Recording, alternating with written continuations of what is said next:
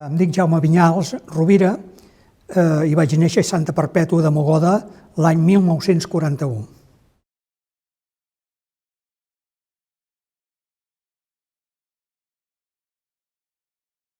Mira, jo vaig entrar a la Torre Marimon al setembre de 1956. Per tant, vaig fer tot el curs 56-57.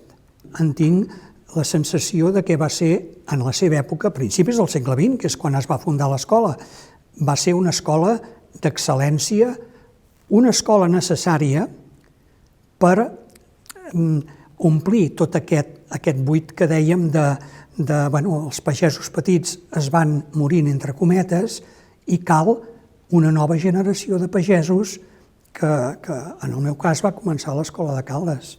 Molts dels joves d'aquella època vam tenir l'oportunitat d'accedir-hi. A mi em van donar una beca per poder-hi ser, perquè la situació no era com per pagar uns estudis. Érem una quarantena d'alumnes. És veritat que la gran majoria tenien finques de Lleida, de Girona, de Tarragona, i per tant eren gent que eren fàcilment continuadors de l'herència familiar. Però poder 10 o 12 érem els que no teníem res en el futur més pròxim.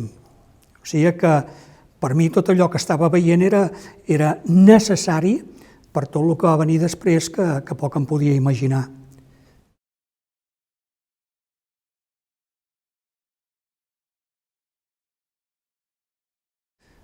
El record que jo en tinc de la meva estada a Caldes és meravellós, infinit. És a dir, una convivència magnífica, uns professors molt bons, la direcció també, i els treballadors de la finca, el ferrer, el tractorista i tots aquells, eren una família que cada matí es presentava a les 8 del matí a treballar a l'escola i que convivia amb els alumnes. Les assignatures que tenim eren cultius, zootècnia, que era la part d'animals, i indústries agrícoles. El professor de cultius era el senyor Torres Casals, el d'indústries agrícoles el senyor Montsalvatge i el de zootècnia era el senyor Torres.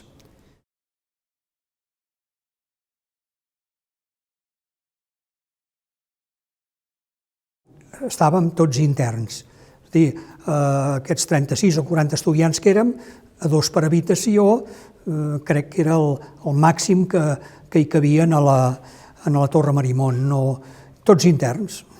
Matí, tarda, nit, els dissabtes veníem i els diumenges veníem a Caldes, veníem al cine a Caldes i després els que els hi semblava bé agafaven el taxi del Cendra per anar cap a la granja el diumenge al vespre i els que no hi anàvem a peu. Això, un diumenge i un altre. O sigui que l'internat no era res més que facilitar a tota l'estructura de la granja el bon funcionament. Els que ens havien d'allò a les 6 del matí perquè ens tocava la setmana de guàrdia a la vaqueria, no podíem estar fora. No recordo que hi hagués hagut cap alumne que al cap de setmana rere setmana, hagués anat a casa seva, no ho recordo, però jo diria que tots estàvem allà, tots vivíem allà, tots teníem la mateixa taula de menjador, la mateixa habitació, esclar, i per tant el curs es desenvolupava normalment amb aquest ordre que jo recordi no es va tallar mai.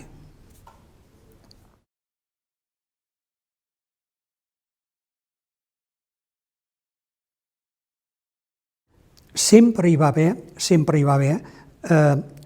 des de l'escola, des de la direcció, l'interès per enviar els exalumnes, els alumnes recents sortits de l'escola, a diferents llocs del país per tal que poguessin ampliar les seves experiències. Això ho puc dir perquè al llarg de la meva vida en el camp agrícola em vaig trobar amb una sèrie d'exalumnes que havien passat per l'escola i que com jo, acabant l'escola, vam començar aquest camí jo vaig anar a treballar en una finca de Lleida durant 3 anys, tenia allà un tutor, que era el director de la finca, que seguia el senyor Clotet des de Caldes, doncs des de l'escola, també seguia com anava la meva instrucció, per dir-ho d'alguna manera, i en posterioritat vaig anar també a una granja de Reus, una granja avícola, i que també hi vaig treballar un any. Sempre amb la tutoria a distància de la granja de Caldes, sempre.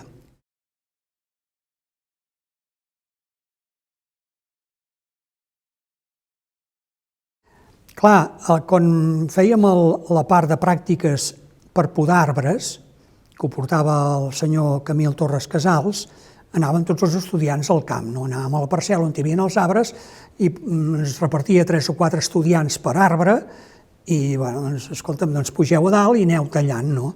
Ens explicava i ens havia explicat teòricament a la classe com s'havia de podar un arbre, però allà era l'hora de la pràctica.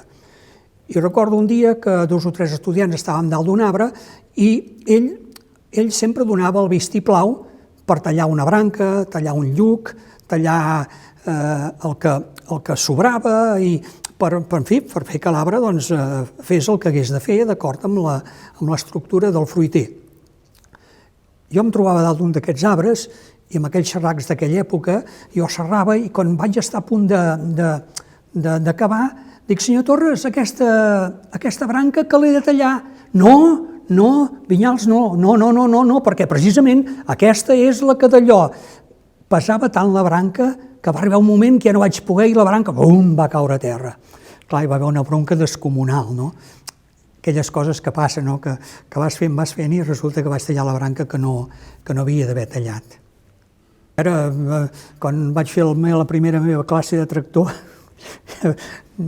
que casualment el tractorista es deia Vinyals com jo, va, puja Vinyals, puja el tractor, un Ebro, com he dit abans, i començo a tirar d'allò. I a baix del camp hi havia una valla.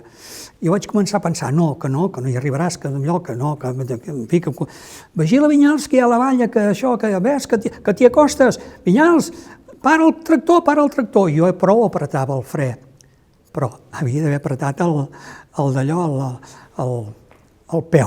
peu esquerre, l'embrague. Clar, el tractor no es va parar, bum, contra la brana, una destrossa, vaig arrastrar, el tractor va quedar pelat de davant i hi va haver la corresponent cridada al despatx del director però no va passar d'aquí el tema,